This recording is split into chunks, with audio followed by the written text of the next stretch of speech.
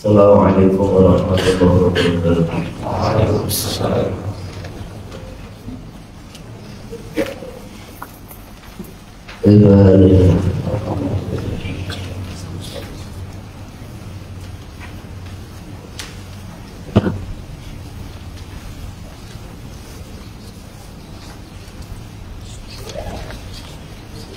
Berapa ini? Yang fotokopi kakak juga? Ya. Bismillahirrahmanirrahim. Nahmaduhu wa nusalli wa nusallimu ala rasulil karim. Subhanaka la ilma lana illa ma 'allamtana innaka antal alimul hakim.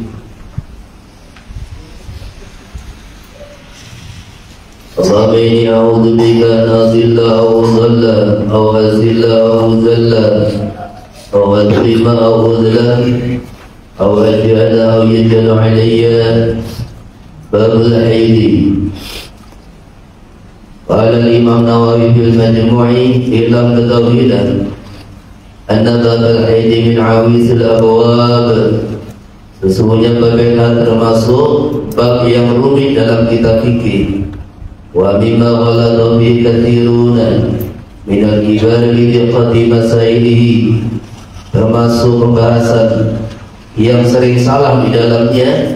Banyak sekali ulama-ulama besar, ulama yang sudah dianggap ini alim, itu pun banyak yang salah dalam masalah fikih, dalam masalah haid. Li diqqati masailihi, karena lembutnya, lembut maksudnya pelik, lembut pentingnya masail-masail haid. Wa qad tanabi al-muhaqqiqun, sungguh telah memberikan perhatian khusus dengannya al-muhaqqiqun, ulama ahli tahqiq. Wa qadu bi tasnifi, dan mereka menjadikan dalam bentuk sebuah karangan fi kutubin mustaqilati, dalam kitab-kitab yang disendirikan. Bab haid ini satu bab yang banyak orang salah di dalam menyampaikan fatwanya, sehingga akhirnya para ulama ahli tahqiq memberikan perhatian khusus di dalam bab haid dan menyusun kitab-kitab yang disendirikan, maksudnya tidak digabung dengan kitab yang lain, karena pentingnya masalah haid. Karena haid ini tiap bulan dialami oleh kaum wanita. Walaupun laki-laki ini tidak mengalami haid, tapi istrinya haid, anaknya haid, murid-muridnya juga haid. Kalau laki-laki juga tidak mempelajari haid, nanti mereka bertanya kepada siapa? Laqad ra'aitu ma la yuswa minal marad. Sungguh aku, kata Imam Nawawi, telah melihat ma la yuswa minal marad, berkali-kali sampai hitungan yang tidak bisa dihitung jumlahnya. Man, orang yusalu minar rijali wal nisa, orang yang ditanya baik di kalangan laki-laki perempuan, an masailat taqiqatin waqa'at bihi, dari masalah-masalah yang pelik, ya, rumit, yang terjadi masalah haid. Pada yang jadi ilal jawab sahih, tidak mendapatkan petunjuk kepada jawaban yang benar. Ila afradun minal hadzaki, kecuali yang beberapa gelintir orang daripada orang-orang yang cerdas, al-mu'tadina bi babil haidi, yang sungguh-sungguh mempelajari bab haid. Sehingga saya lihat seringkali baik kalangan laki-laki perempuan ditanya mengenai bab haid, maka dia tidak menemukan jawaban kecuali orang-orang khusus, orang-orang tertentu yang jumlahnya gak banyak, yang betul-betul mempelajari sungguh-sungguh bab haid. Wa malu, sedangkan itu diketahui semua orang, Anal haidha minal umuril 'amatil mutakarrirah. Haid adalah perkara yang umum dan berulang-ulang. Wa yatarattabu 'alaihi ma la yusab minal ahkam. Dan berakibat atas haid hukum-hukum yang tidak bisa dihitung jumlahnya, seperti taharah, salat, baca Quran, shaum, puasa, itikaf, haji, badai, wati, talak, wudu, illa, iddah, sumpah ilah, katanya juga dengan haid, iddah juga berapa kali sucian, istibro'nya budak, wabirita dikabinat ahkam. Wajibul kita dimahadi haluhu, maka wajib bagi kita untuk memperdulikan dan memperhatikan sesuatu yang seperti disebutkan kondisinya, kepentingannya. Jadi perkara yang begitu penting, berapa banyak hukum berkaitan dengan haid. Taharah kaitannya dengan haid, salat, baca Quran, puasa, itikaf, haji. Hukum-hukum ibadah ini bahkan bukan ibadah saja, termasuk tolak, istibra', iddah, kaitannya dengan haid. Puluhan hukum tidak bisa dihitung, bersangkut paut berkaitan dengan haid. Maka disitulah wajib bagi kita mempelajarinya. Allah Barakumal mengatakan wajib ala nisai ta'alumumah, wajib bagi kaum wanita mempelajari perkara-perkara yang tajrilai, apa yang mereka perlukan min hadzal bab dari bab haid dan selainnya. Baiklah tahu zaujiyah aliman lazim ta'limuha, kalau suaminya orang alim wajib bagi suaminya mengajari imra'ah. Wa ila kalau suaminya bukan orang alim falyas'alha wa yukhbirha, maka adalah suaminya bertanya untuk istrinya, kemudian memberitahukan kepadanya jawabannya. Atau takhruj bitalumi dzalik, atau istrinya sendiri yang keluar bertanya mengenai bab haid.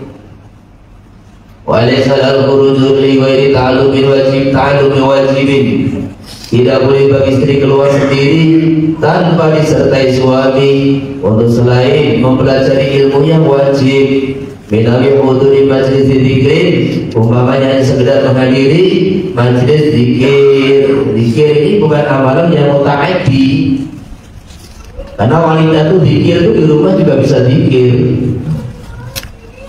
Tetapi kalau masalah apa ini ilmu yang kaitannya amalia harian yang sekarang juga harus dikerjakan, maka ini pertama, suaminya harus alim. Gak bisa suaminya bertanya untuk masail haid atau semisalnya yang terjadi pada istrinya. Gak bisa ya suami mengizinkan istrinya keluar. Tapi orang sekarang itu belajar agama mudah. Tanya dia apa, di WA-nya siapa yang bisa ditanya, Ustaz juga bisa. Jadi kalau zaman dulu nggak ada WA, nah sekarang suaminya bisa bertanya.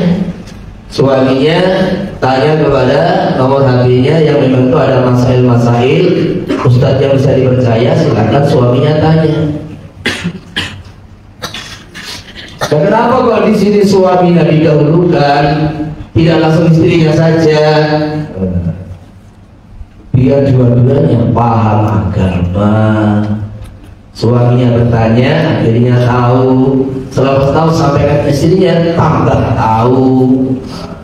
Tapi kalau suaminya nggak bertanya, istrinya saja yang tahu, akhirnya suaminya tetap tidak tahu. Jadi rugi dia, nggak dapat fadilah ilmu, juga tidak dapat ilmu. Illa cerita sosial dia tidak boleh keluar belajar ilmu atau aktivitas yang bukan wajib kecuali dengan izin suaminya, harus izin.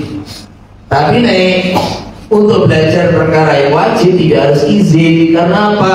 Suaminya nggak mau bertanya. Ini yang salah suaminya. Yang salah suaminya.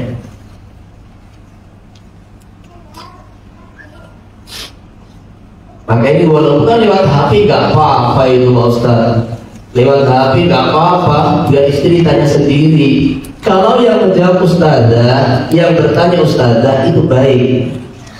Tetapi kalau ini yang ditanya ustaz, yang tanya perempuan, tetap ini walaupun lewat HP, lewat medsos, ini tetap kurang baik sebetulnya.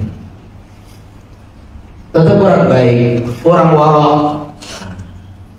Maka tadi sudah dikasih solusi, suaminya yang tanya, kalau yang ditanya seorang ustaz laki-laki. Fadilahnya apa? Biar dapat pahala semua. Yang kedua, biar tahu semua, tahu hukum semua. Suaminya tahu, istrinya tahu. Sudah dipahami ya? Wajib atas tasribah ma'ami mahramin. Kalau wanita keluar rumah, wajib dia menyertakan bersamanya dengan mahram atau semisalnya. In kharaja an surin aw imranil balad, kalau sampai keluar dari batas atau keramaian bangunan sebuah desa kampung. Jadi kalau keluar rumah tidak sampai keluar dari desanya, nggak perlu ditemani suaminya, masih dalam satu kampung.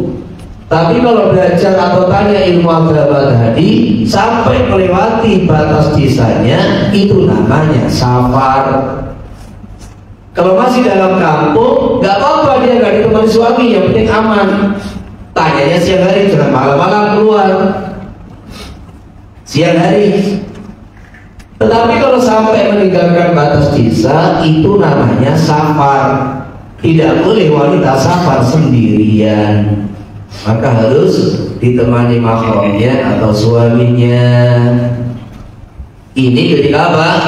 Belajar ilmu yang tidak wajib. Tidak wajib. Amal wajib adalah ilmu yang wajib. Padahal kalau kita aminat dia keluar untuk belajar ilmu wajib. Sarannya dia aman di perjalanan, walaupun amalan wajib selain belajar, walau walaupun sendirian, termasuk haji. Haji itu haji wajib. Kalau memang aman, suaminya ada, mahramnya ada, dan ini aman, boleh bersama rombongan. Ini haji wajib, umrah wajib bersama rombongan. Wal haidu lughatan as-sayalan.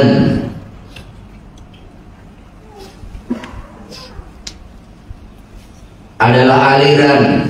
Hadu yuqalu hadul wajida salamahu. Diambil dari bahasa Arab, lembah telah mengalir airnya. Hadul wadi, ketika banjir. Wasar'an adamul khariju min aqsarihi bil mar'ati, dari yang keluar dari ujungnya kandungan perempuan. Alladhi fi dakhili farjiha, yang ada di dalam bagian dalam farjinya. Ala sabil istihad, dalam kondisi sehat dan normal. Ailil jibillati, maksudnya karena pembawaan sejak lahir watak asli wanita. Dan ilatin, bukan karena penyakit yang keluarnya fi awqatin maksusatin, dalam waktu-waktu yang ditentukan. Jadi darah haid ini darah yang keluar dari aqsa. Nah, dari adna nanti, dari ujung kandungan perempuan, yang kandungan itu ada di dalam farji, masuk di dalam perut gitu. Di dalam farji maksudnya lebih dalam daripada sekedar farji, maksudnya di perut. Dalam kondisi sehat di waktu-waktu yang ditentukan, yaitu 24 jam sampai 15 hari 15 malam. Dan justru haid ini adalah asli jibillah. Asli kalau bahasa Jawa itu gawat bayek. Asli bawaan atau sifat wanita ini adalah normalnya itu haid. Maka kalau ada wanita umur 20 tahun dia belum haid, itu justru gak normal. Cacat ini. Cacat. Wanita normal itu kalau sudah umur balik ya haid.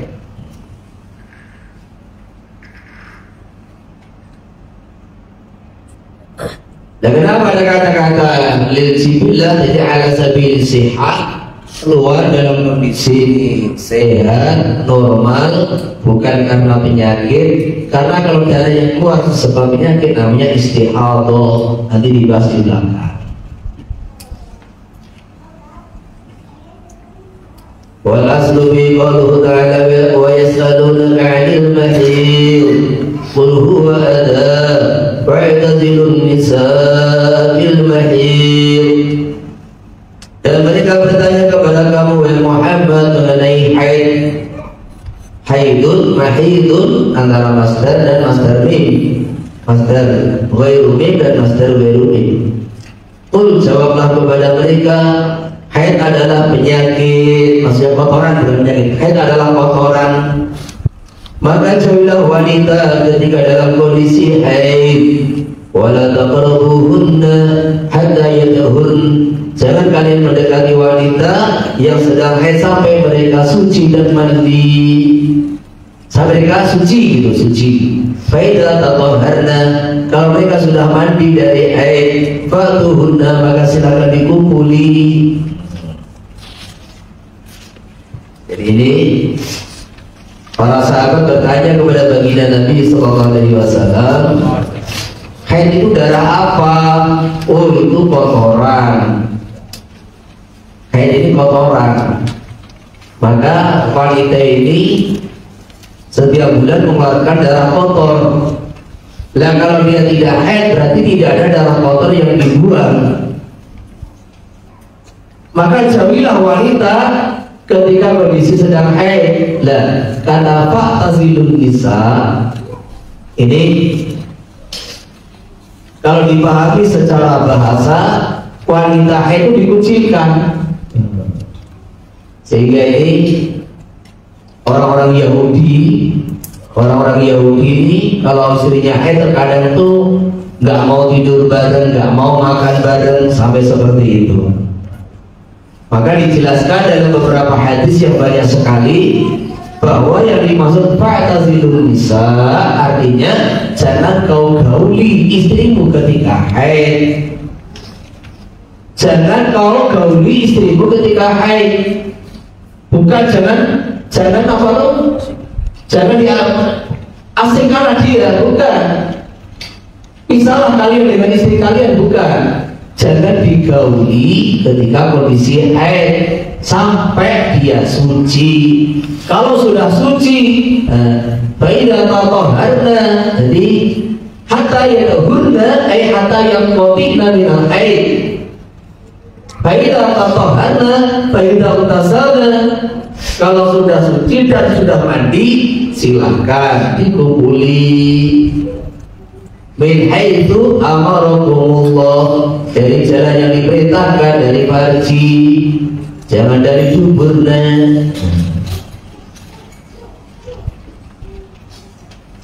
Maka ada seorang datang kepada baginda Nabi SAW, ya Rasulullah, apa yang halal bagi kami? Apa yang halal bagi kami ketika istri kami sedang haid?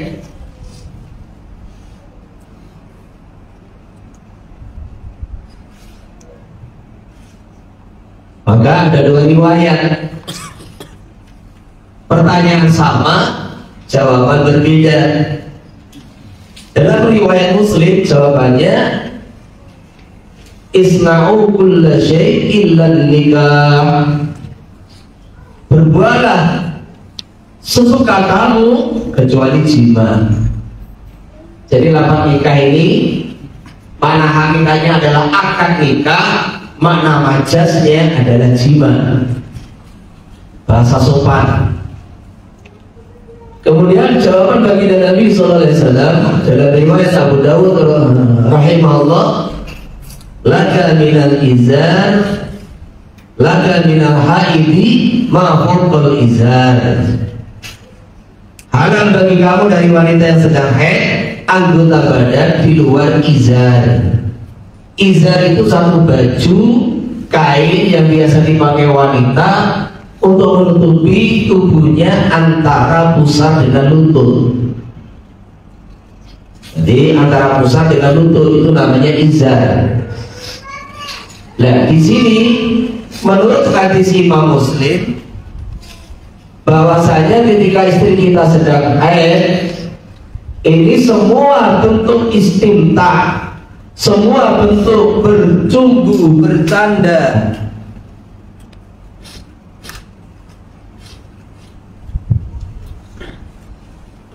semua bentuk bercumbu boleh, yang penting jangan jima. Dan kemudian riwayat Abu Dawud menyatakan di sini ada dua yang dilarang, jima dan bercumbu antara pusar dan lutut. Lah, apa yang diambil, mana yang diambil dari dua hadis ini oleh ulama-ulama mazhab Syafi'i? Yang diambil adalah riwayat Abu Dawud dengan berbagai pertimbangan. Yang pertama, idza tama'al halal wal haram ghulibal haram. Jadi kesimpulannya, menjima istri yang sedang haid haram. Ini ijma. Menjima istri yang sedang haid ini haram, ini ijma ulama. Kemudian yang kedua, istimta tanpa jima, bersenang-senang antara pusar dengan lutut, ini khilaf. Dua hadisnya sama-sama sahih. Nah, ketika berkumpul satu dalil yang menghalalkan dan satu dalil yang mengharamkan, maka ghulibal haram. Maka itulah akhirnya ulama-ulama kita mazhab Syafi'i mengambil hukum haram istimta, berjumbu antara surah dan rukbah.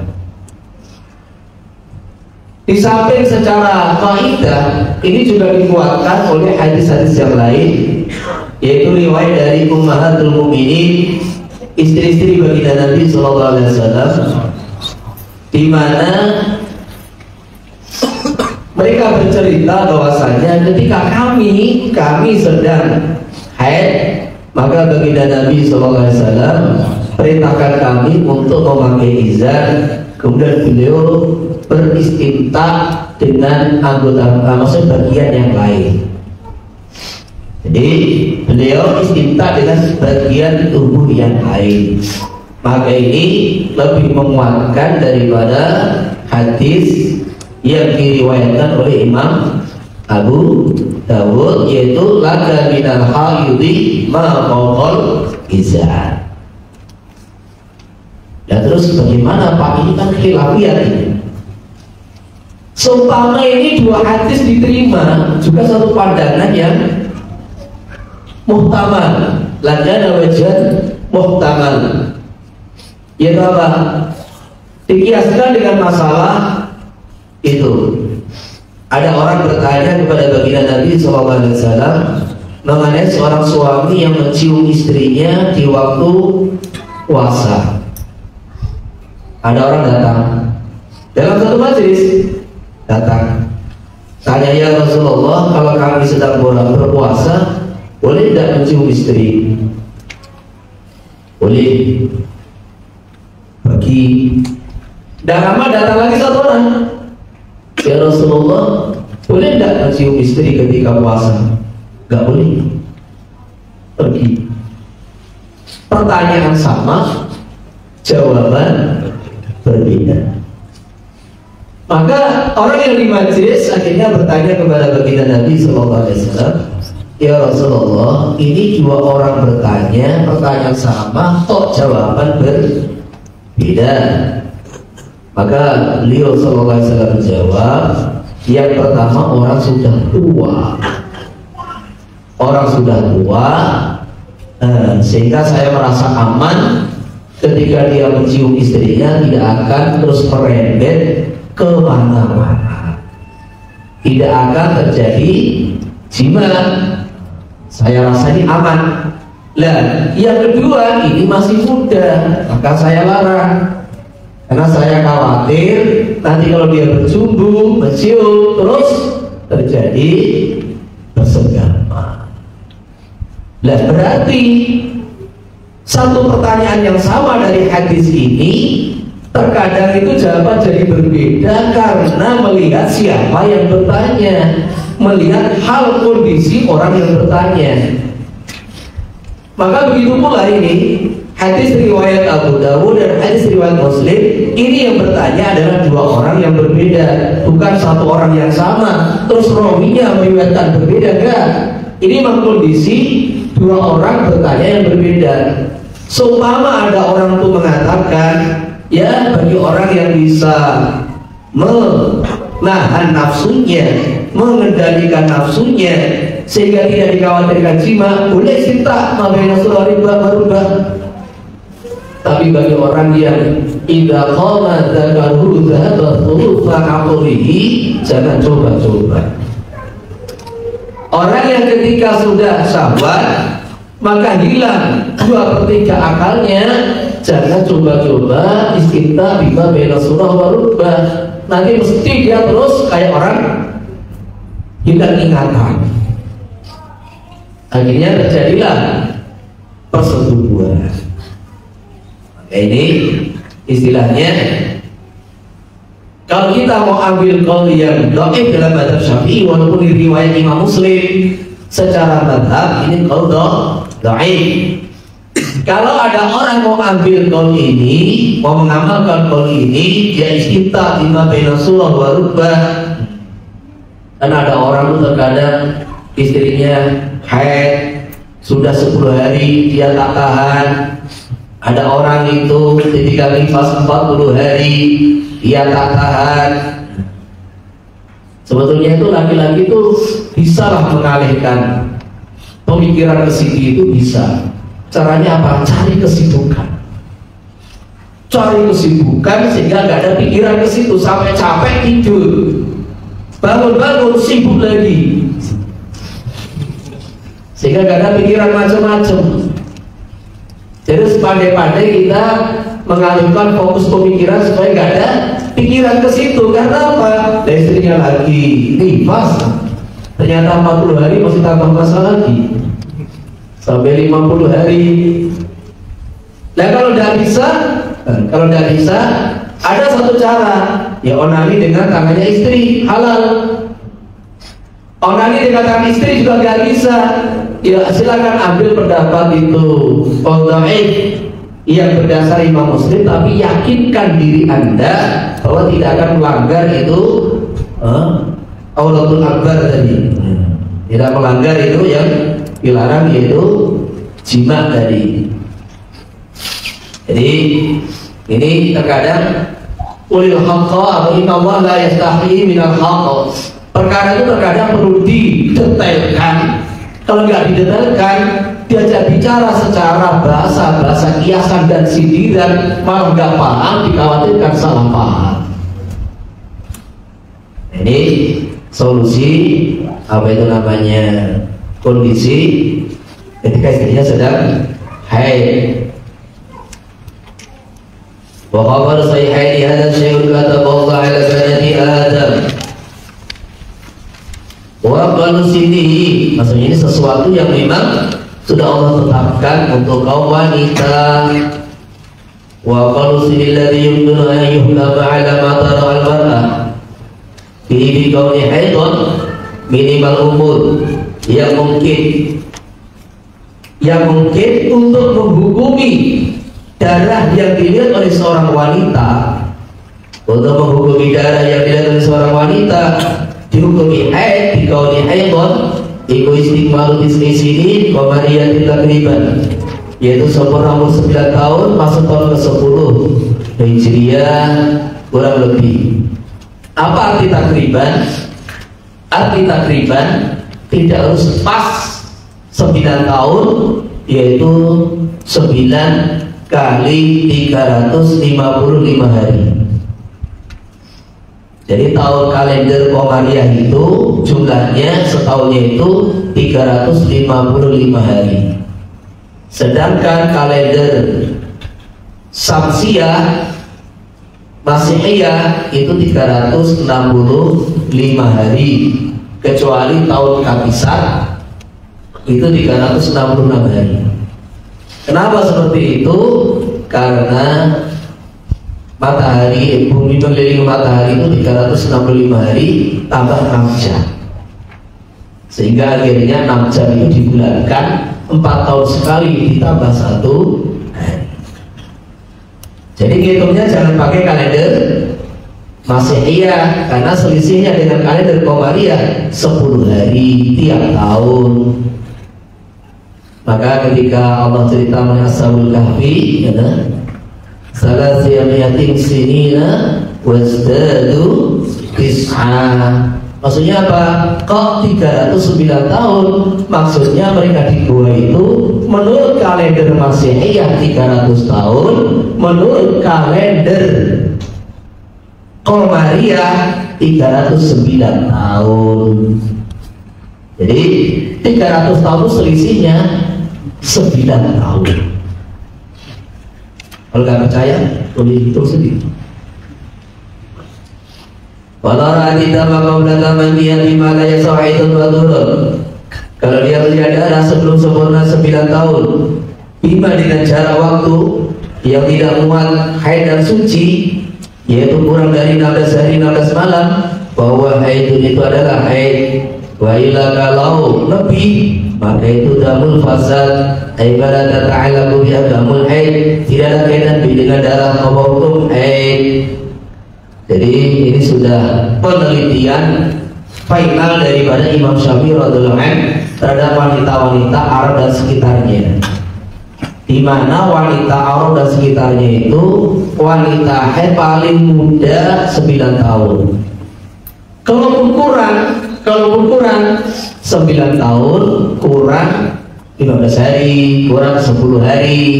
Yang penting kurangnya itu tidak sampai bulan 16 hari 16 malam. Maka itu jadi 9 tahun Qamariyah 9 kali 355 hari, kurang 10 hari, kurang 14 hari, kurang 15 hari, kurang 15 hari dan 15 jam. Ini masih dihitung haid, karena kurangnya itu tidak sampai 16 hari kali 24 jam. Bisa dipahami ya? Bisa dipahami?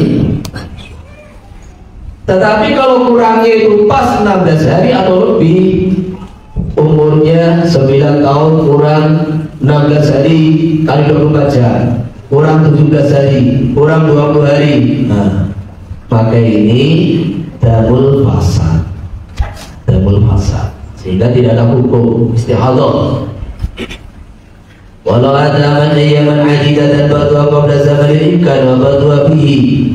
Kalau seorang wanita melihat darah beberapa hari, banyak 8 hari, yang 3 hari sebelum hari imkan, yang 5 hari di dalamnya, maka secara kias kata Isnawi ibu jalur zamilati bisa mengikat imkan haidon, menjadikan darah yang masuk dalam zaman imkan haidon. Jadi yang 5 hari di luar umur imkan, umurnya itu 9 hari. Jadi ada yang darah keluar ketika nih 9 tahun kurang 20 hari, 9 tahun kurang 20 hari, 20 hari, ya 20 hari kan, atau 21 hari kurang 21 hari. Maka akhirnya yang 5 hari itu di luar yaumul imkan, karena kan 16 hari dari kan ya. Yang 3 hari masuk yaumul imkan, maka yang 5 hari dihukumi damul fasad, yang 3 hari dihukumi damul haid. Maka disinilah penting bagi kita itu untuk membiasakan diri mengetahui kalender Hijriyah. Karena apa? Bab haid kaitannya kalender Hijriyah, bukan Masihiyah. Bab zakat juga begitu. Haul zakat tidak boleh dikaitkan dengan tahun kalender Masihiyah, nggak boleh. Nanti kamu setiap 35 tahun sekali, 1 kali nggak bayar zakat. Terus tiap tahun kamu tuh mundur 10 hari, 10 hari, 10 hari, 10 hari. Karena selisih kalender Hijriyah dengan Masihiyah itu 10 hari, terkadang 11 hari. Akhirnya zakatnya mundur terus. Jadi dibiasakan umat Islam ini mengetahui kalender Hijriyah, kalender bulan, bukan kalender matahari. Wa idza ra'atil hamilu daman yaswayakuna haidon. Kalau wanita hamil melihat darah yang layak dihukumi haid, ada yang bisa asal wa yang kusana kalihi, tidak sampai 15 hari juga tidak kurang dari sehari semalam, maka ada khilaf al-asah haid. Wa kana ghalibu min hali anna la tahidu. Walaupun biasanya wanita haid ini, wanita hamil ini tidak haid. Jadi gini ya, di dalam fikih sendiri ini khilafiyah. Umumnya mulai zaman dulu sampai sekarang, wanita ini kalau sudah hamil maka haidnya tertahan. Maka disitulah kenapa nifas menjadi 60 hari. Nifas menjadi 60 hari. Coba kalikan 60 itu dibagi 9 berapa?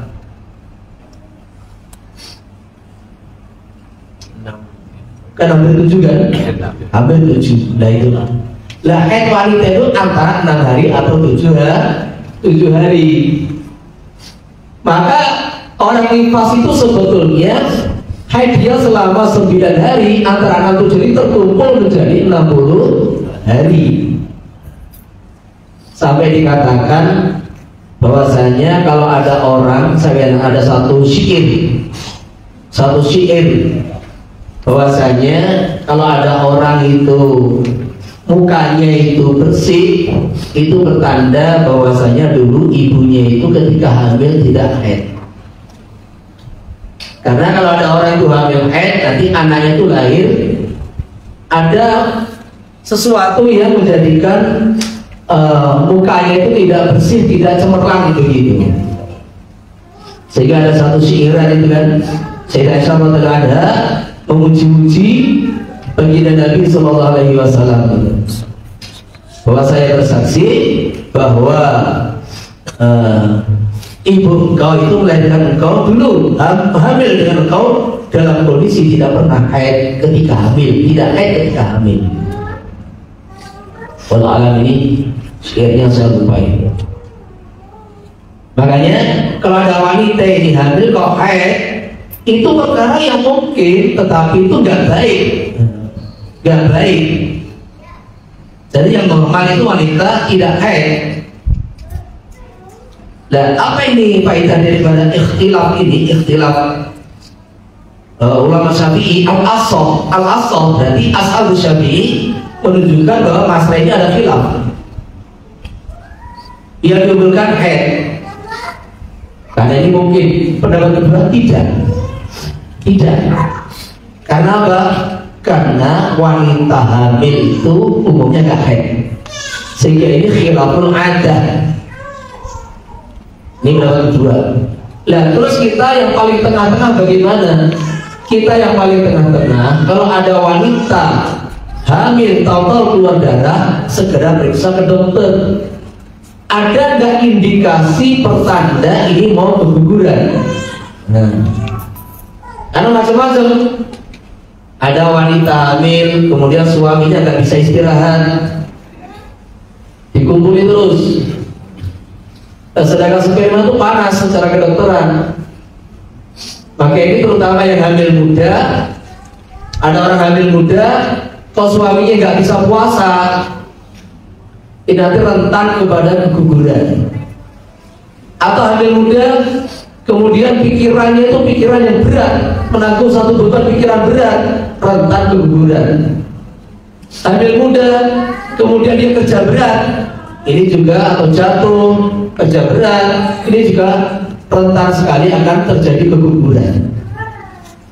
Maka itu diantara salah satu sebab-sebab kalau wanita hamil karena kecelakaan, karena jatuh, atau karena dikumpuli terus oleh suaminya. Nah ini tahu pendarahan, segera diperiksakan ke dokter. Kalau memang ini ada tanda-tanda mau keguguran, berarti darah ini bukan darah haid, ini darah pasang. Bagaimana ditafsir? Tetapi kalau kondisi ini nggak ada masalah, sehat, pikiran sehat, ya nggak ada jatuh, juga suaminya apa itu juga tidak aktif, begitu aktif ketika hamil, suaminya tirakat. Tidak ada cerita itu satu suami istri, istrinya ini keguguran terus, keguguran. Akhirnya minta nasihat kepada seorang ulama, maka dinasihati. Nah, berapa kali keguguran?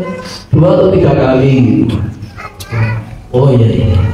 Gini, nanti kalau istri kamu positif hamil, kamu segera ke sini tak kasih amalan. Oh iya Pak Yai. Maka betul suatu hari senang dia istrinya hamil lagi, minta amalan sama Pak Yai. Ini amalannya agak berat, dan kamu harus berani kalau ingin anak kamu itu selamat. Siapa Yai? Sekarang juga kalau pulang ambil tato 4 bulan. Udah siap dah kamu? Saya tahu ini kamu ini terlalu aktif ini masalahnya. Oh siapa Yai? Nah, siap. Keluar 4 bulan. Maka alhamdulillah langsung jadi. Nih bapak-bapak itu udah diterangkan detail, ini gak paham-paham.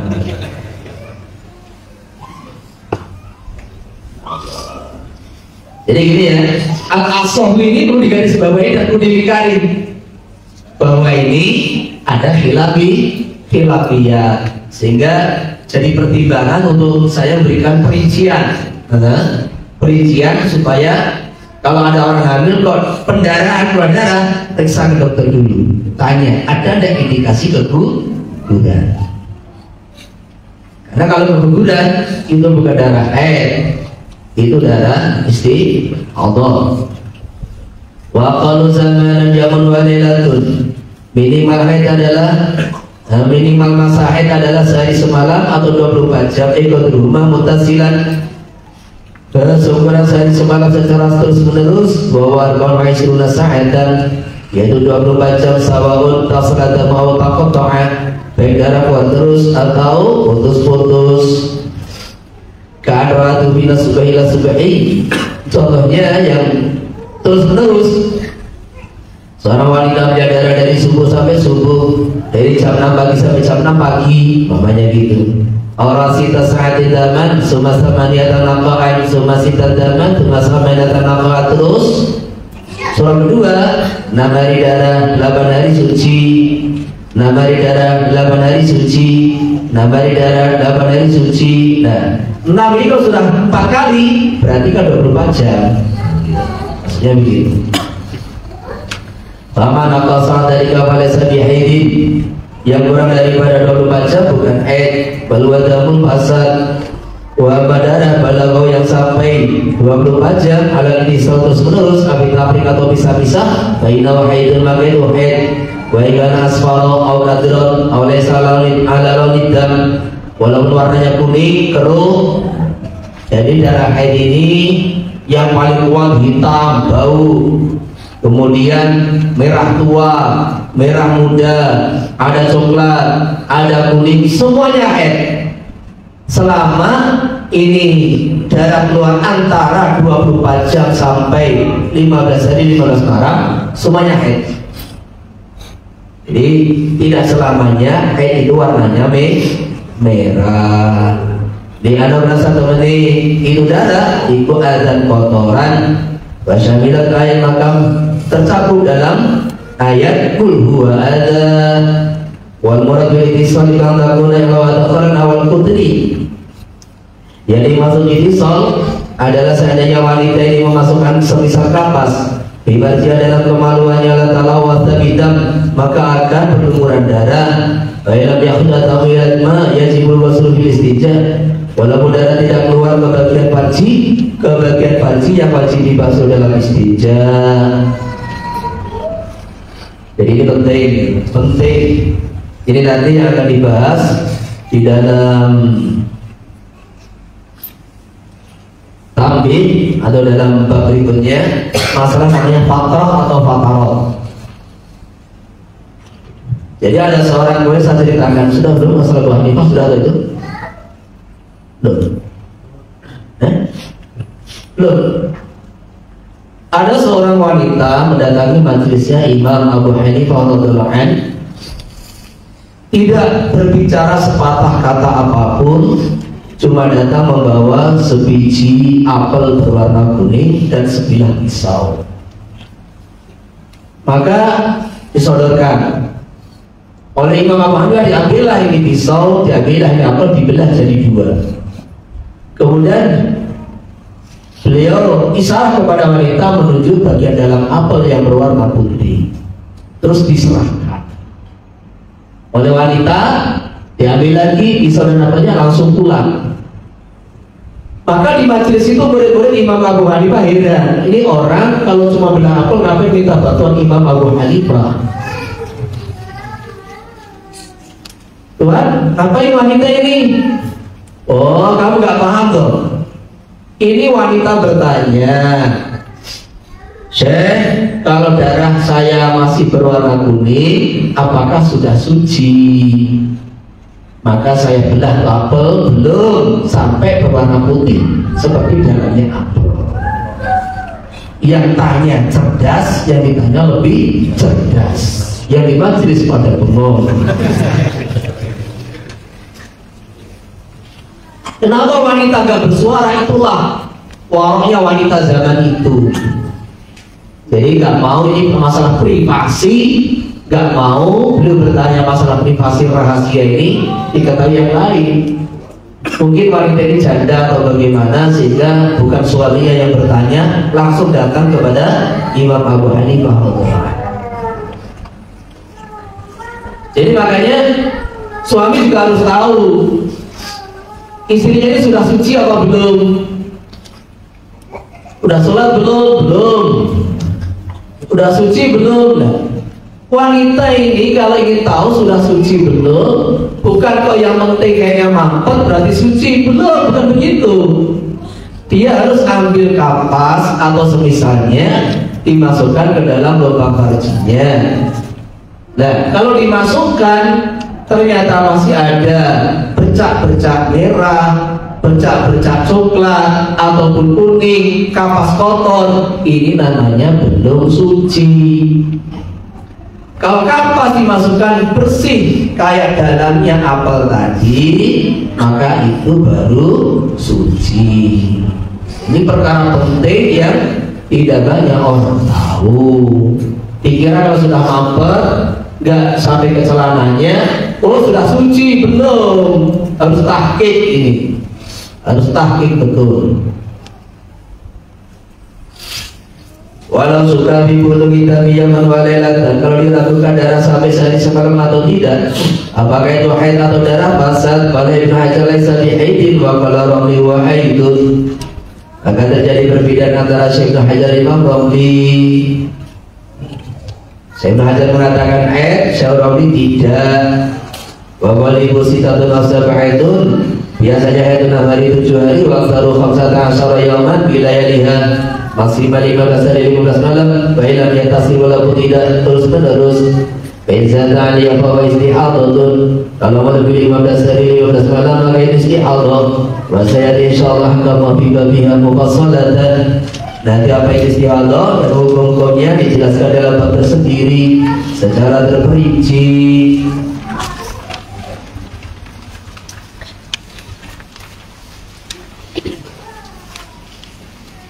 Wa balu zaman diturin, sekarang minimal masa suci. Beda zaman haidatain, di antara dua zaman haid, wanita ini haid 3 bulan. Maka masa suci antara bulan pertama dan bulan berikutnya, ini masa suci minimal berapa? Lah kita melihat masa haidnya. Kalau masa haid ini minimal sehari semalam dan maksimalnya 15 hari 15 malam, hari itu adalah 30 hari, salah satu bulan, maka minimal masa suci bagi wanita 15 hari 15 malam. Maksimalnya ya bisa 29 hari. Ini umumnya. Kalau wanita ini daur itu perputaran haid, namanya daur. Daurnya itu 30 hari. Karena ada wanita ini daurnya terkadang 25 hari. Pokoknya setiap 25 hari sekali dia haid. Ada daurnya 30 hari, ada daurnya itu 40 hari, 10 hari haid, 30 hari suci. Terus seperti itu. Ini ada, tapi umumnya nggak seperti itu. Umumnya itu ya tiap bulan ada haid, ada suci. Dan asyara la yakhlu baina haidin wa tuhuri. Karena setiap satu bulan tidak kosong umumnya dari haid dan suci.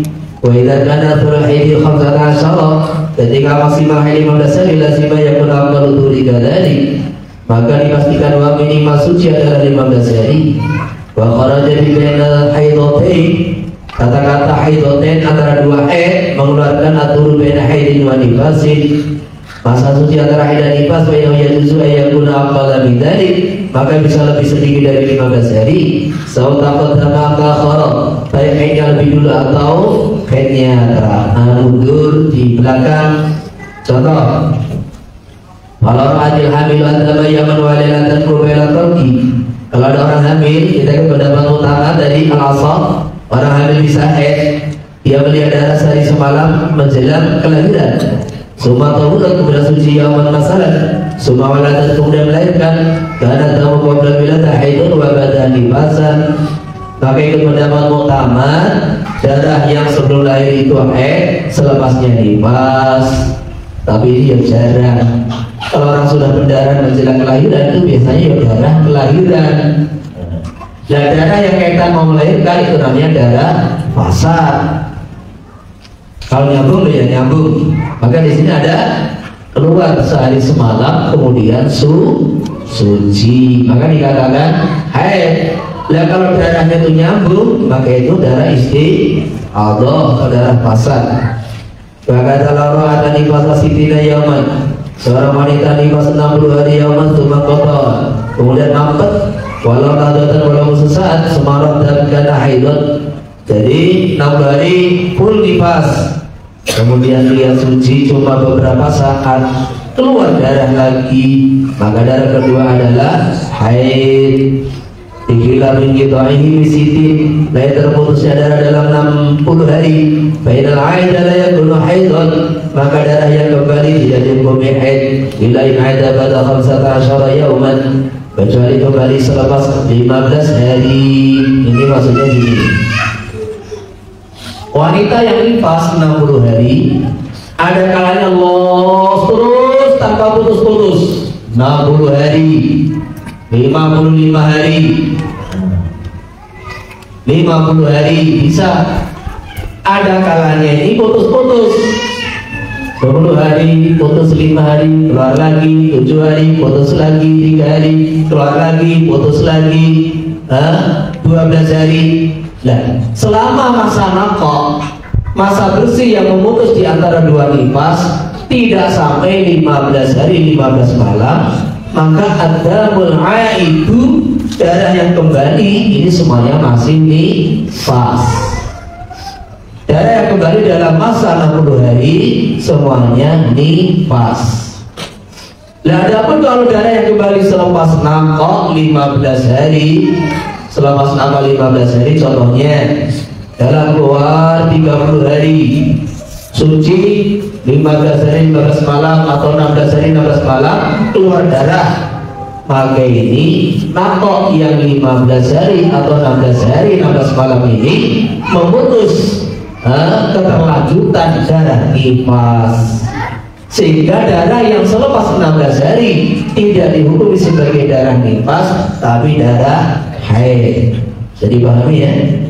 Tapi itu tadi bahwasanya wanita menghukumi saya bersih, saya naqah harus betul-betul tahakkuk dengan kapas dimasukkan ke dalam kemaluannya tadi.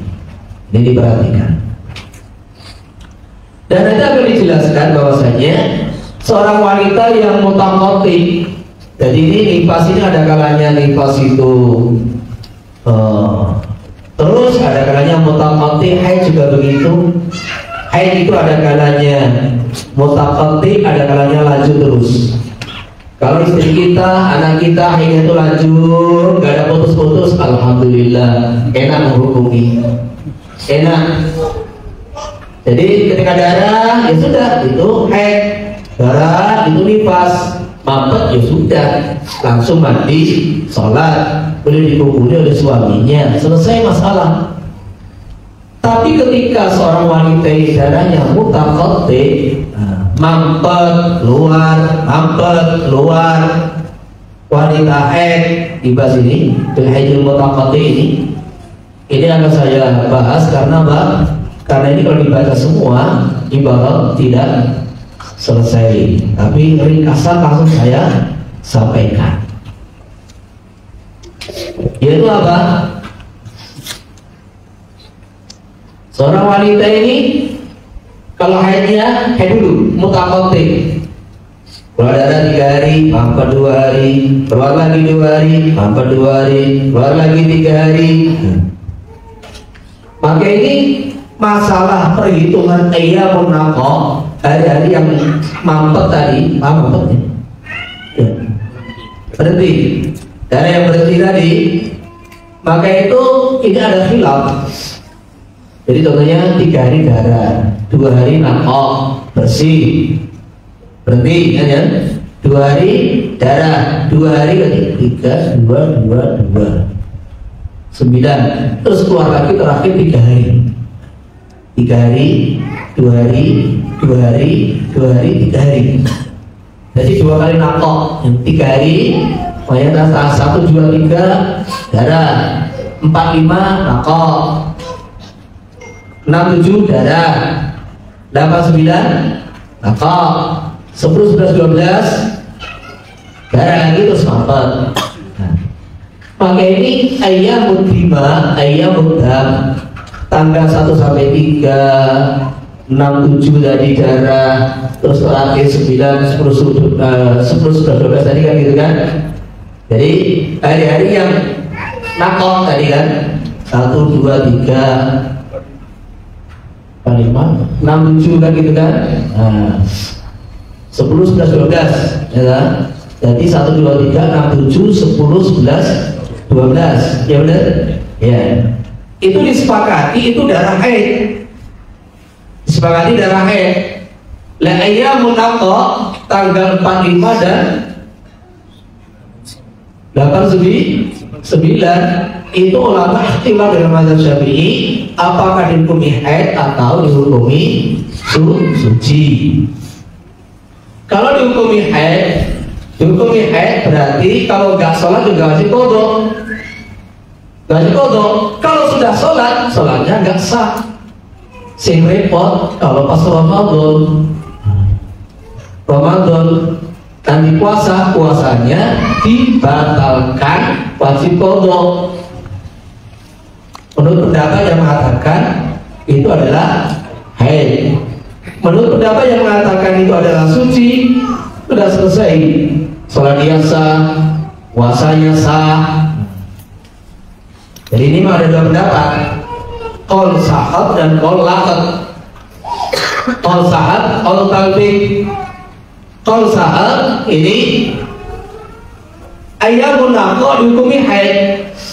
Cuma kalau terjadi jima suami istri nggak dosa.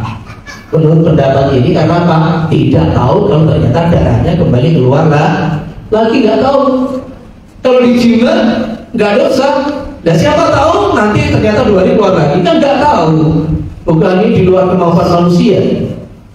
Tanggal 1, 2, 3 haid bersih, sudah dilihat kapas sudah bersih, 4, 5 suci.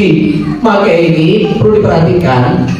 Jadi 2 pendapat ini, saya ulangi, yang mengatakan ini adalah haid, kalau dia sudah sholat, sholatnya tidak sah dan tidak wajib qadha karena dia tidak wajib sholat. Kalau dia puasa, wajib qadha puasanya. Ulangi. Kalau dia mau mengumpuli istrinya, maka ini nggak dosa. Nah kalau rukun talbik, ya memang itu suci. Yang kumpul istri ya boleh, ya halal, puasanya sah, sholatnya sah. Kalau dia belum sholat, wajib qadha. Cuma baik ikut pendapat pertama dan ikut pendapat kedua, ada satu perkara yang orang harus tahu, yaitu apa? Ketika setiap wanita ini nakok, istrinya si wanita ini nakok, betul-betul mampet, hari keempat tuh mampet, baik ikut pendapat pertama, ikut pendapat kedua, sahab, kol talbik, sepakat dia wajib mandi, wajib sholat. Dan kalau ini kejadian di bulan Ramadan, dia wajib puasa, gitu loh, wajib puasa. Cuma kan kalau puasa kenapa berat? Karena menurut pendapat ini, si wanita ini ya wajib mandi, ya wajib sholat, ya wajib puasa Ramadan. Kalau kejadian di bulan Ramadan, dan nanti kalau keluar darah lagi dibatalkan, kan berat ini kan, gitu loh. Maka pendapat yang paling bisa diterima dan paling mudah diamalkan mas ini justru qaul laqad atau qaul talbik, walaupun ini marjuh dari mazhab Syafi'i, tapi ini lebih mudah diterima dan lebih adil gitu loh, lebih adil. Karena apa? Saya katakan tadi, baik ikut qaul sahab atau qaul laqad, ini wanita ketika bersih nakok, dia tapas bersih, wajib mandi, wajib sholat, wajib puasa. Dan kok keluar lagi dibatalkan, itu kan sangat berat gitu. Iya Pak ya? Iya Pak ya? Lagi-lagi gak merasakan.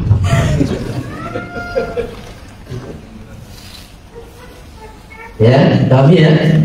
Maka ini kita kalau menyampaikan pakai qaul talbik aja sudah, itu mudah. Pokoknya ayat ketiga itu ayam menakok itu suci, maka dia tak malu bi'amali thahirun, beraktivitas sebagaimana orang yang suci. Itu paling mudah sudah, paling mudah. Wala hadal yang wala hadal yang tadihi jema'an Fa'ilkan kolat itu aslan, tidak ada batasan maksimal masa suci. Untuk kesepakatan ulama, karena wanita terkadang tak haid sama sekali. Bahkan kalau dia bertanya alam kadang bisa menitah itu di tulisan hati jawaban walilatan. Kalau dia bertanya meringankan, ada seorang wanita di zamannya, dia haid setiap tahun cuma sehari semalam. Wajah sahihah itu tak keluatan itu, dia sehat, mengandung juga beranak. Wakana nifas wal ba'ila yauman.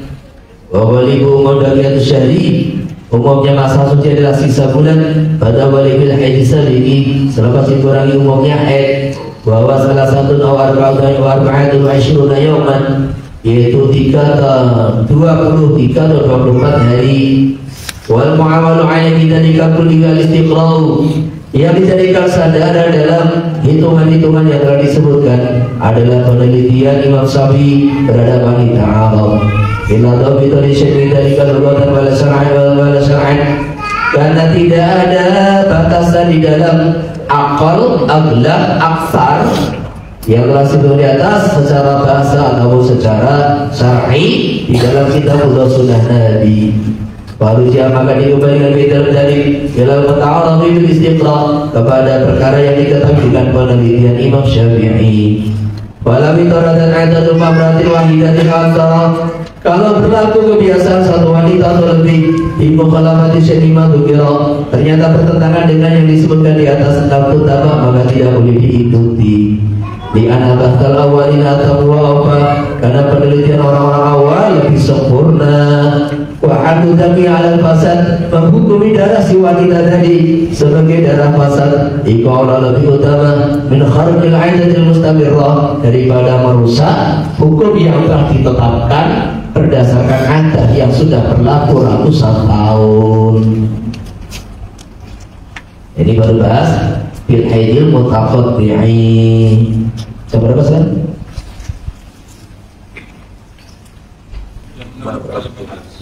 6 kurang 3 menit. 13. Oh 13.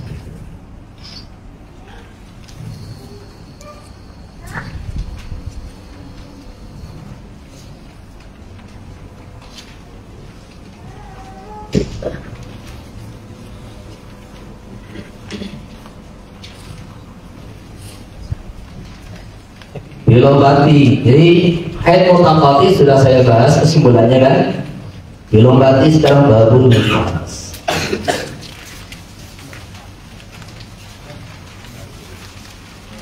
Ada enggak? Enggak ada. Ada enggak?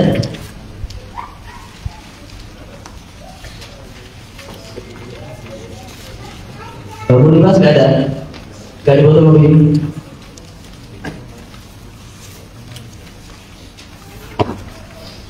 Sudah, mendengarkan saja. Nanti kita baca mungkin 10 menit dan terus terakhir tanya jawab. Okay? Babun nifasi huwa lughatan al-wiladatu wa sar'an adamu khariju akiba qalatir rahimi min jamil walad walau alaqatan aw mudghatan. Secara bahasa nifas adalah kelahiran. Kemudian secara syar'i darah yang keluar selepas kosongnya kandungan wanita dari seluruh anak, walaupun yang keluar berupa segumpal darah atau sekerat daging. Jadi bahan anak itu. Jadi bahkan damul khariju ma'al walad, namun darah yang bersama anak, atau qabla wiladati, perhatikan, atau darah yang nyambung bersama wiladah atau sebelum wiladah. Halat atau dalam kondisi kesakitan karena melahirkan, falesa binifasin, maka itu bukan nifas. Kita kopi mikron oleh mendolinya darah ala marawi rahimi minal hamdi, atas kosongnya kandungan dari janin dan kosongnya rahim dari kandungan dari janin. Lalu ada muhaidin, terkadang dia darah haid ini taslah bi haidin qabla, kalau nyambung dan haid sebelumnya. Wailah kalau tidak nyambung pada mufasadin, maka hukumnya darah sebelum wiladah adalah damul fasad.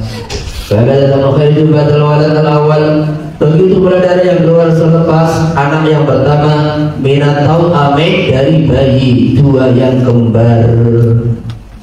Jadi ini sering orang tanya, dikira nifas itu hanya selepas melahirkan. Ternyata seorang wanita yang selepas keguguran, walaupun yang keluar ini belum berbentuk anak, baru segumpal daging atau segumpal darah, bayi baru berumur 2 bulan, 3 bulan, 2 bulan lah, baru segumpal darah, mamanya begitu. Itu pun kalau keluar darah yang keluar ketika proses pendarah keguguran itu darah pasar. Tapi ketika sudah maunya dikirek, kan gitu kan, dibersihkan semua rahimnya daripada itu calon janin, dari janin yang baru berupa darah tadi dikeluarkan semua, maka darah yang keluar selepas itu namanya darah nifas. Baik kandungan ini keluar dari jalur normal atau lewat operasi bedah perut sesar, maka darah yang keluar semuanya dihukumi darah nifas. Wa manulah tatul amajatun, minimalnya sesaat ima wujidan minhu, yang ditemukan dari darah batal wiladah selepas melahirkan, bahwa nifasun itu adalah darah nifas, wa iqala walaupun sedikit, wa bidawa akibah intisalil walad.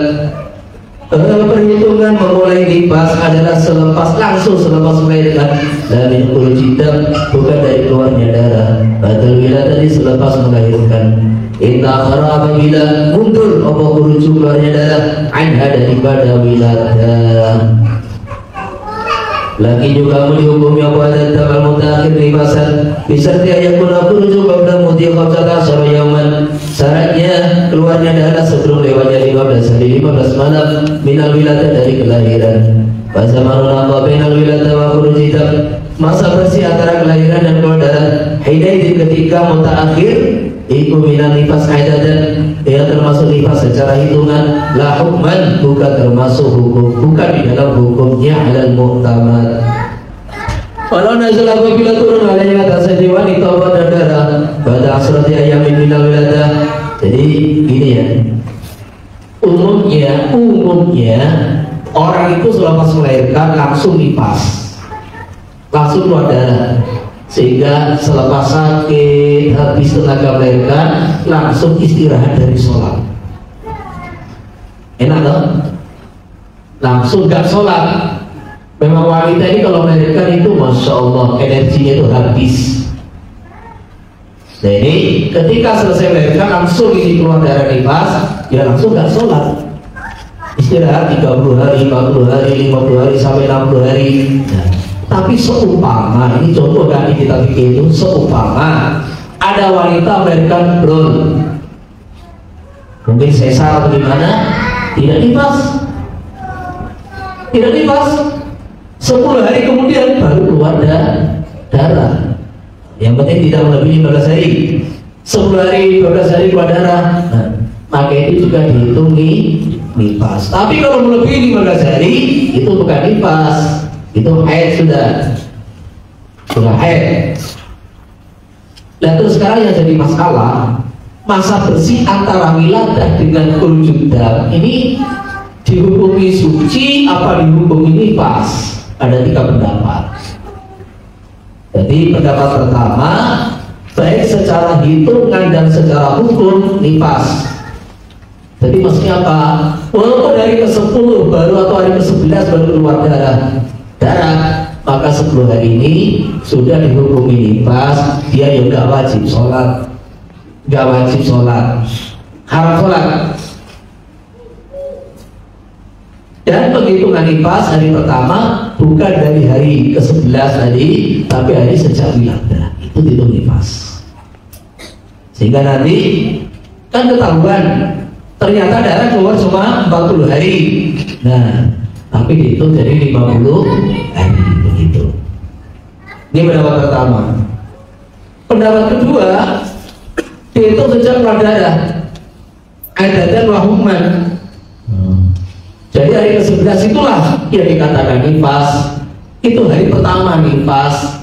Iya secara hitungan, iya secara hukum. Sehingga 10 hari nakal ini dia wajib sholat, wajib mandi wiladah, kemudian wajib sholat.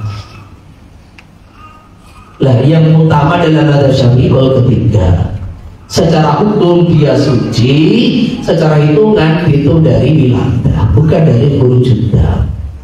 Secara hitungan 60 hari itu loh, hitungan 60 hari aksar nifas itu dari yaumul wiladah, tapi secara hukum itu dari khurujud dam. Sehingga 10 hari dia tetap wajib sholat.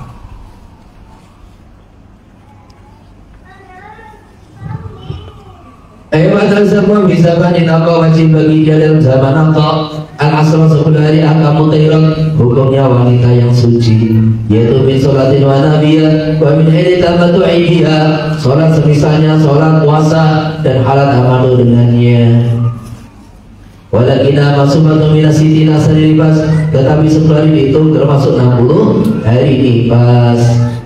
Wa maida walatara maratu walam taru taman asran, apabila seorang wanita melahirkan dan sama sekali tidak berdarah atau matu khamsatan syara yauman, sehingga 15 hari atau lebih semua orang pada tadi katakan, kemudian selepas itu berdarah karena haidon, maka ini dihukumi haid wala nifasalah, tidak ada nifas baginya. Wasaru masih menyasituna yauman adalah 60 hari, wa walibu arba'una yauman, umumnya 40 hari. Sawanita sholatamu amtaqata'a, baik darah terus menerus ataupun putus-putus. Na'am. Hada faktor ulama minas sama wa tabi'in, wa berkata milana salau arba'una yauman, ya disini Hasan Nabi rawa Abu Dawud Tirmidzi, lakin ujiba anhu bi'ana mahmulun ala al-ghalib, wa la yunabi az-ziyadata. Jadi aksar nifas ini ada 2 pendapat. Yang pertama 60 hari. Karena apa? Istiqra. Inilah penentuan daripada Imam Syafi'i radhiyallahu anhu. Yang kedua mengatakan maksimal 40 hari karena ada hadis. Dan hadis ini dipakai sebagai ulama untuk menetapkan bahwa maksimal nifas 40 hari. Cuma dijawab oleh pendapat pertama, hadis itu tidak menentukan maksimal nifas, tapi cuma menceritakan ghalibun nifas. bahwa walimnya itu 40 hari. Kenapa? Karena bertentangan dengan fakta yang ada di lapangan, di mana banyak wanita itu nifas sampai 60 hari. Silakan bertanya, ibu-ibu juga boleh bertanya. Ada catatan? Ada? Tidak ada? Kalau ada, silakan bertanya. Ada. Ya. Yang lagi? Ada tanya ada? Ada speaker? Ya.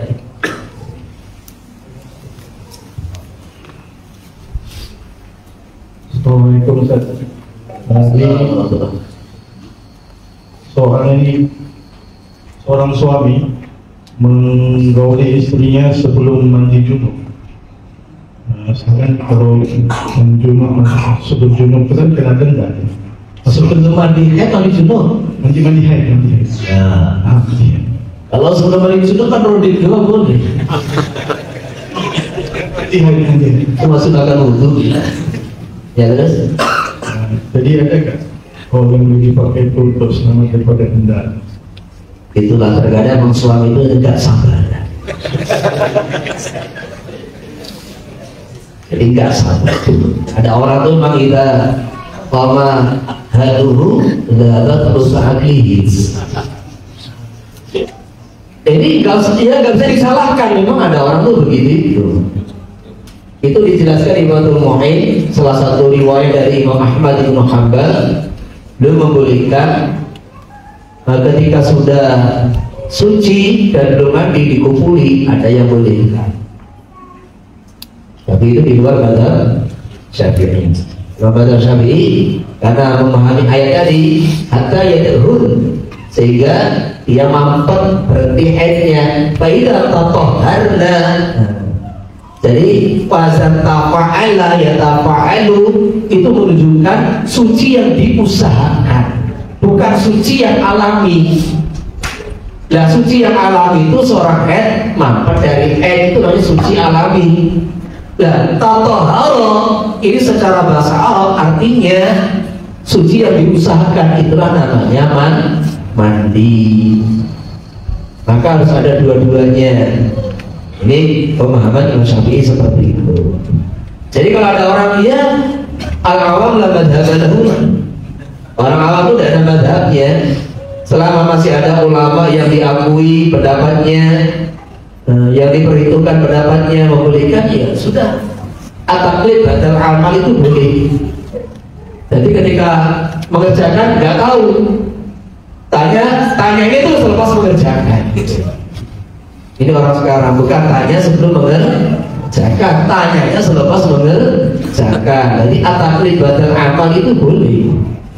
Cuma sebagian ulama mengatakan taklid badal amal itu boleh, syaratnya ketika dia mengerjakan tidak meyakini keharamannya. Maksudnya apa? Udahlah tak kerjakan, insya Allah ada ulama yang bolehkan ada. Nanti lah tanya sama Ustaz. Tapi saya yakin agama tuh pasti ada yang bolehkan. Jadi harus begitu, makanya gak dosa.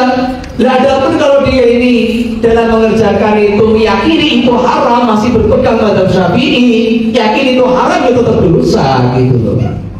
Jadi taklid badal amal itu boleh, syaratnya ketika dia mengerjakan tidak meyakini itu haram begitu. Ya, cukup ya. Ya, apa lagi?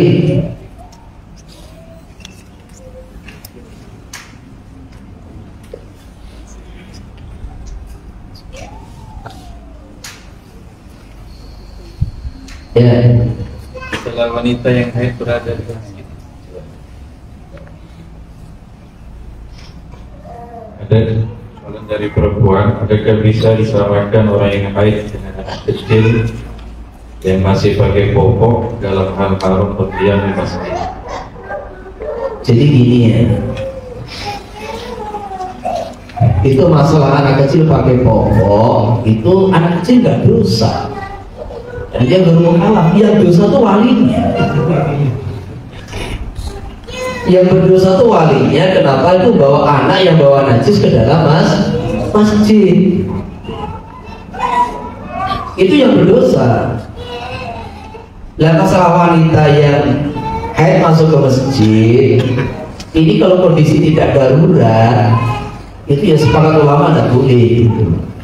Kondisi nggak darurat, tidak ada kepentingan yang sangat-sangat urgent atau darurat betul, nggak boleh.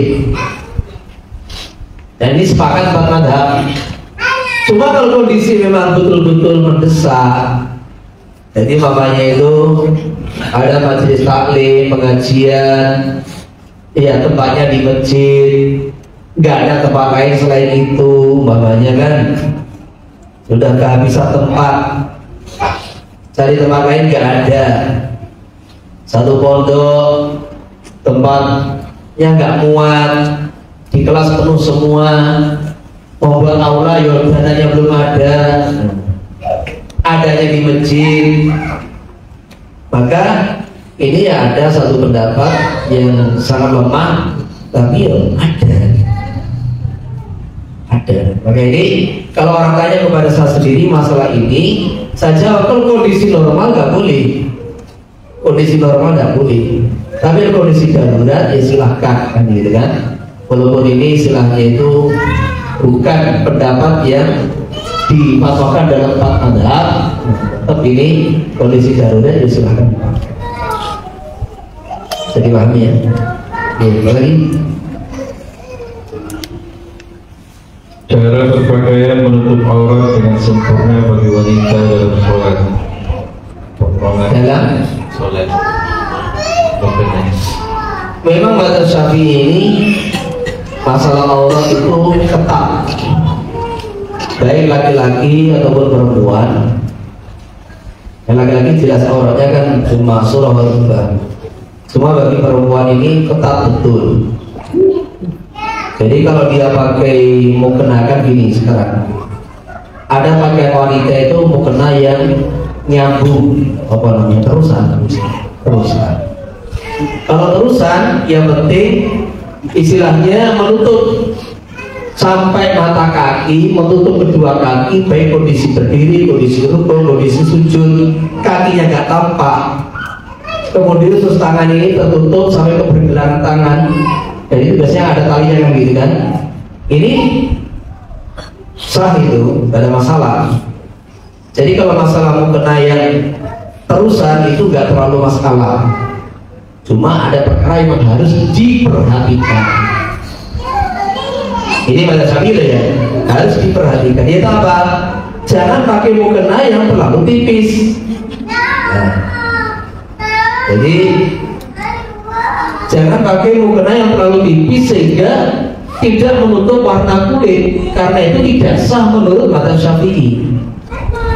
Itu kan ada mukena yang tipis, tas mobil ini parasut, nah kayak parasut kan gitu kan, sehingga kalau dia ini pakai mukena kelihatan warna rambutnya, kelihatan warna lehernya.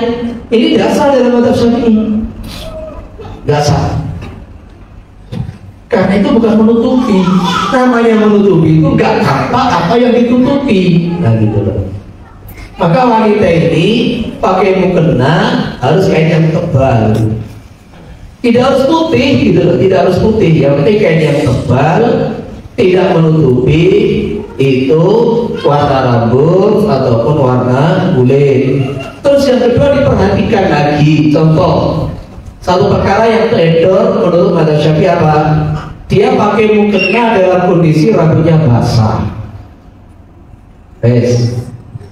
Sehingga apa? Rambut itu kalau basah membasahi mukena, warnanya putih lagi mukenanya, otomatis rambutnya kelihatan. Nah ini juga gak sah menurut mazhab Syafi'i gitu. Kita ngomong dulu mazhab Syafi'i dulu kan, gak sah karena apa? Jelas kelihatan rambutnya. Termasuk laki-laki mamanya. Coba ini kamu baju putih kan itu kan, lihat. Kaosnya apa ada itu? Kaos, lihat ada. Seumpama itu nggak pakai kaos sudah, pakai baju tok.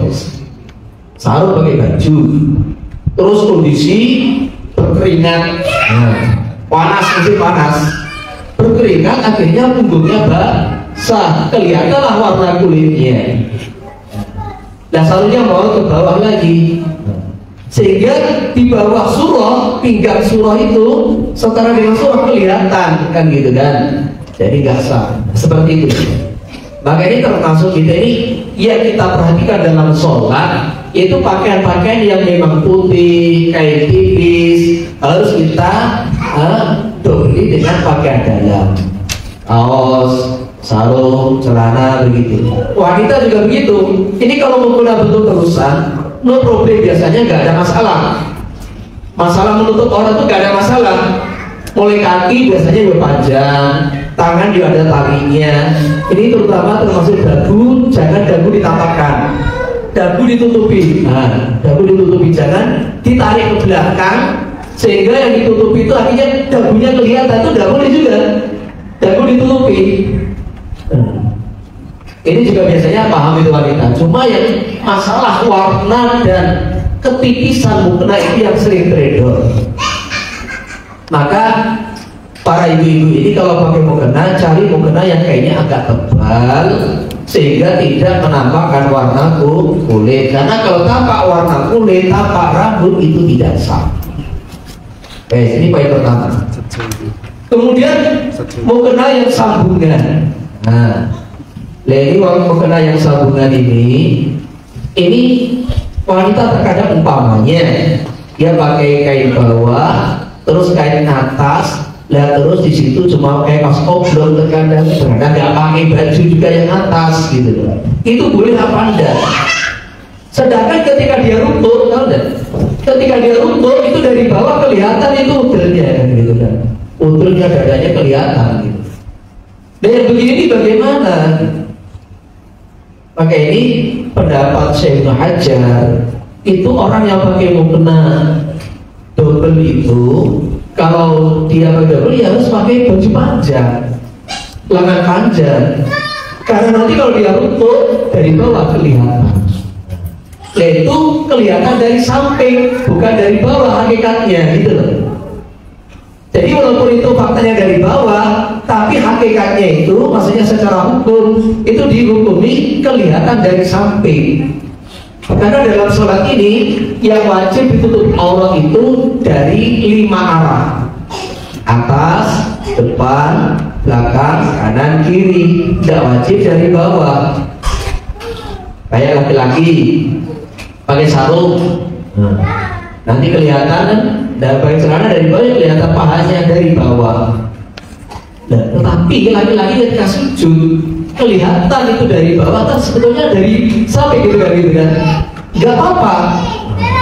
Maka ini secara dikiaskan pendapat Syekh Ibnu Hajar ini bisa dibantah gitu.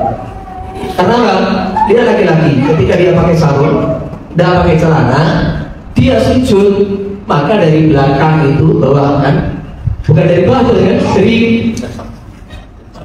dari belakang kan gitu kan, dari belakang kelihatan pahanya, itu tetap sah gitu, tetap sah karena dihukumi dari bawah, padahal dari samping.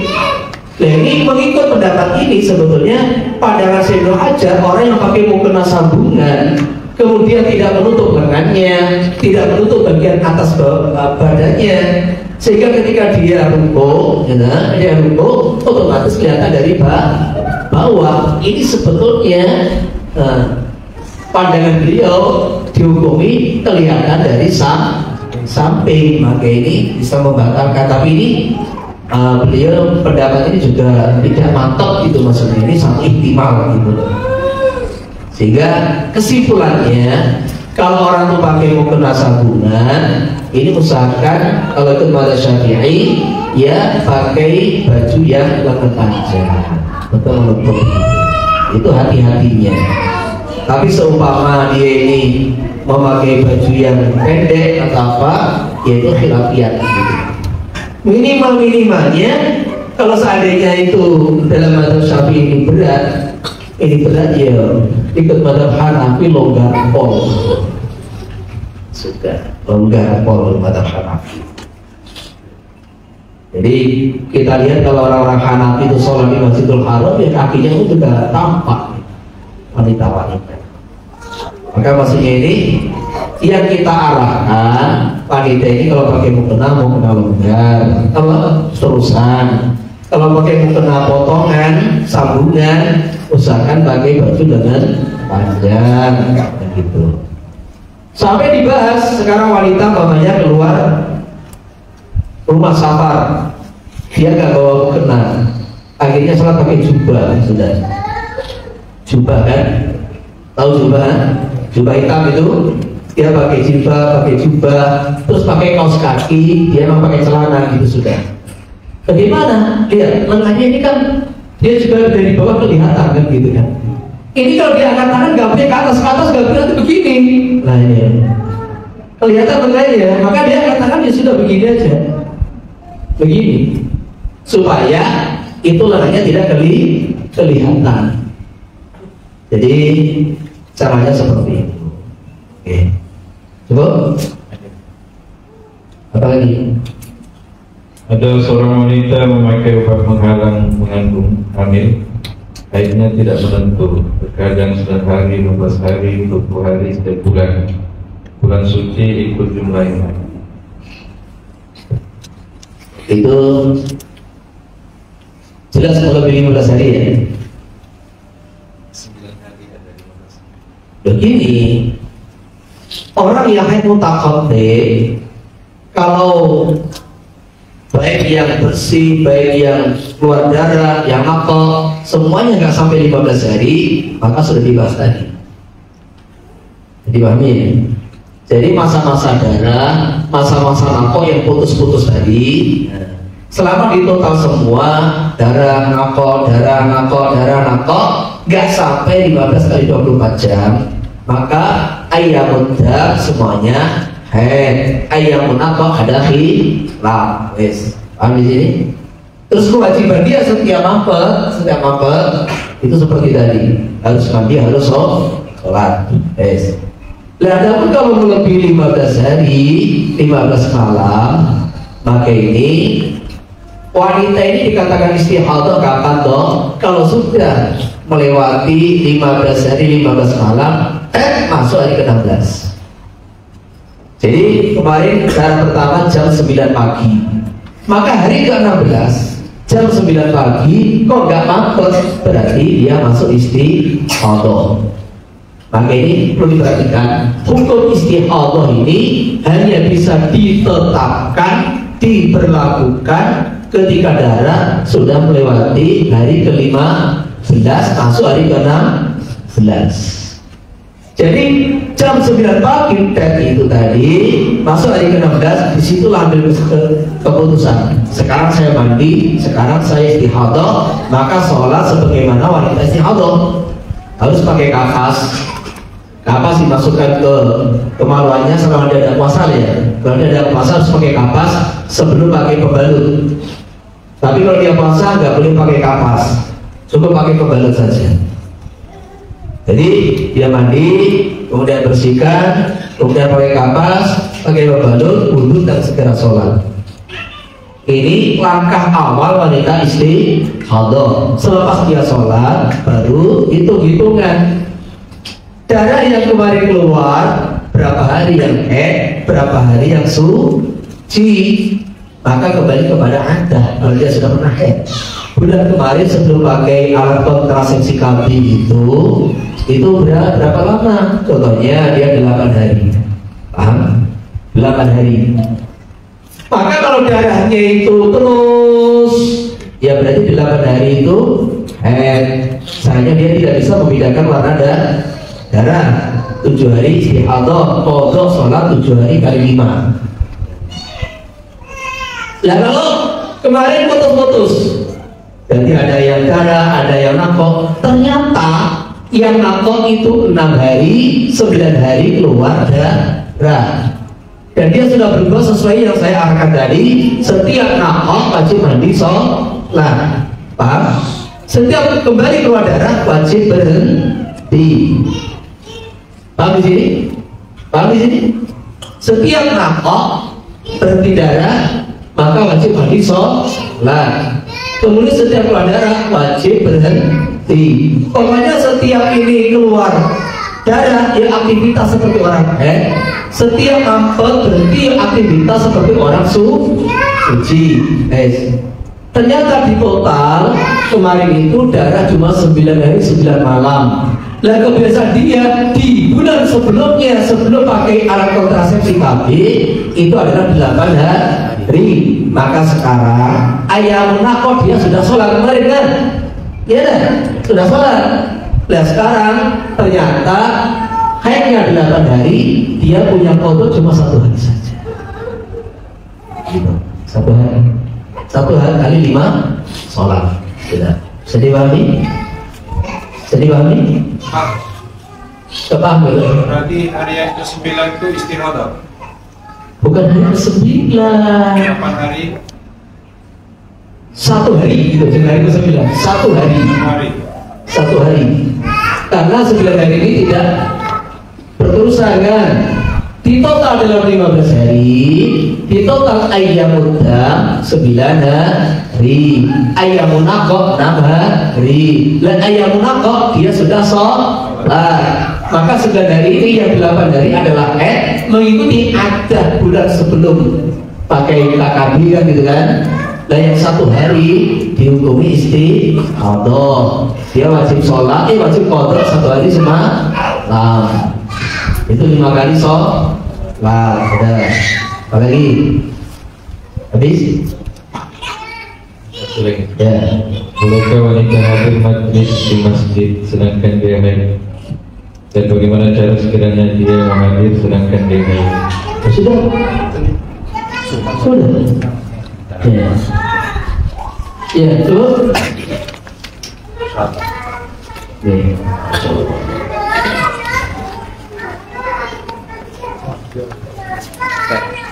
Pernah terjadi, tapi ini sekedar contoh lah. Kalau 10 hari keluar darah, terus 10 hari berhenti, kemudian 10 hari lagi keluar darah.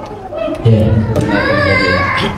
Ini ada wanita tanggal 1 sampai 10 keluar darah, berhenti, Bang.